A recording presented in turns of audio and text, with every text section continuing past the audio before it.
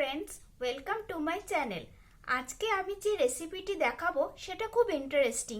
আজ বানাবো homemade molasses. Christmas cake বানাতে গেলে মোলাসেস ছাড়া তার সুন্দর রং ও টেস্ট আসতে চায় না। বাজার থেকে কিনে না এনে কিভাবে বাড়িতেই এই মোলাসেস তৈরি করা যায় সেটাই আমি করে দেখাবো। স্টেপ বাই স্টেপ ফলো না করলে বানাতে গেলে অসুবিধা হতে পারে, তাই পুরো ভিডিওটি দেখার অনুরোধ রইল। এই হোমমেড মোলাসেস বানাতে গেলে লাগে সুগার বা চিনি। এখানে আমি চিনি 50 গ্রাম মতো নিয়েছি। আর লাগবে গুড়। এই গুড়টা আমি গ্রেট করে নিয়েছি।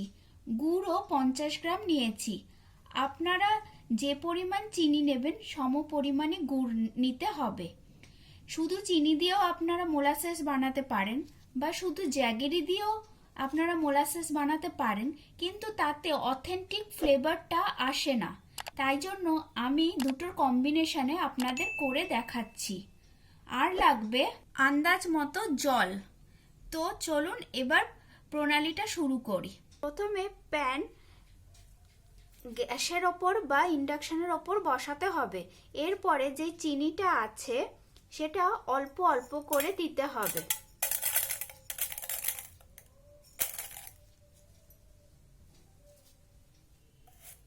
ও এটা কিছুক্ষণ অপেক্ষা করতে হবে মেল্ট হওয়ার জন্য।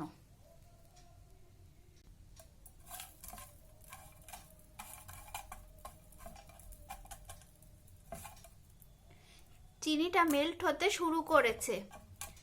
প্রথম ব্যাচ ভালো করে মেল্ট হলে পরে সেকেন্ড পার্টে চিনিটা মেশাতে হবে। চিনিটা মেল্ট হচ্ছে, ও একটু ক্যারামেলের মতো কালার আসছে, দেখুন। আগের পার্টের চিনিটা মেল্ট হয়ে গেছে, এবার সেকেন্ড পার্টটা দিয়ে দিচ্ছি।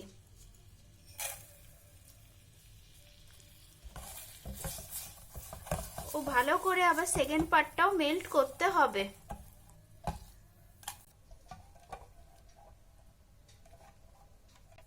দেখুন সেকেন্ড পার্টের চিনিটাও মিশে গেছে, ও ক্যারামেল কালার চলে এসছে। বন্ধুরা, এই প্রক্রিয়াটা খুব সাবধানে করবেন। খুবই গরম, বাচ্চাদের সামনে বেশি আনবেন না। এরপরে আমি গুড়টাও অল্প অল্প করে দিচ্ছি, একবারে কখনোই পুরোটা দিয়ে দেবেন না।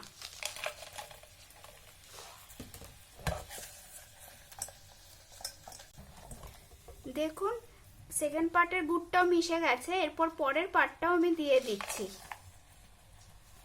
এবার আবার ভালো করে মিশিয়ে নিতে হবে।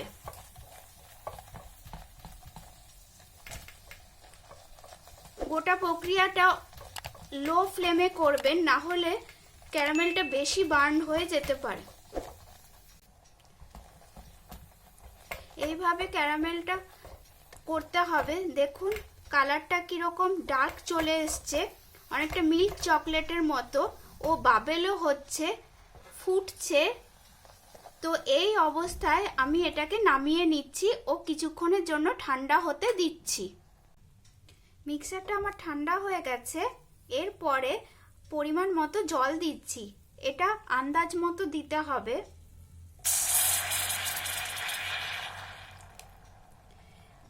আর গোটা মিশ্রণটা একটু গরম হতে দিচ্ছি।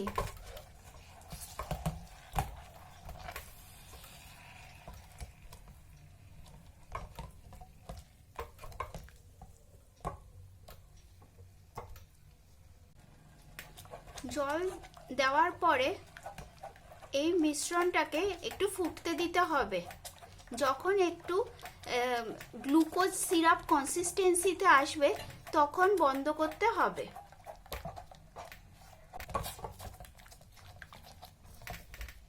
কন্টিনিউয়াস নাড়তে থাকবেন, না হলে নিচে আরো লেগে যেতে পারে। মিশ্রণটা আমার রেডি হয়ে গেছে, আমার হোমমেড মোলাসেস। এটা কিছুক্ষণ পরে আমি দেখাচ্ছি। এটা এখন আমি নামিয়ে নিচ্ছি, ঠান্ডা হলে ফিরে আসছি। মিশ্রণটা এই কনসিস্টেন্সিতে আসবে।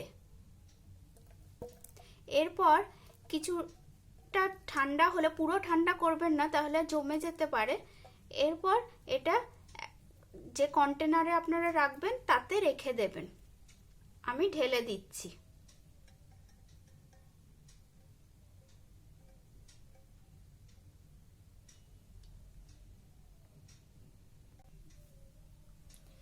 তৈরি হয়ে গেল হোমমেড মোলাসেস।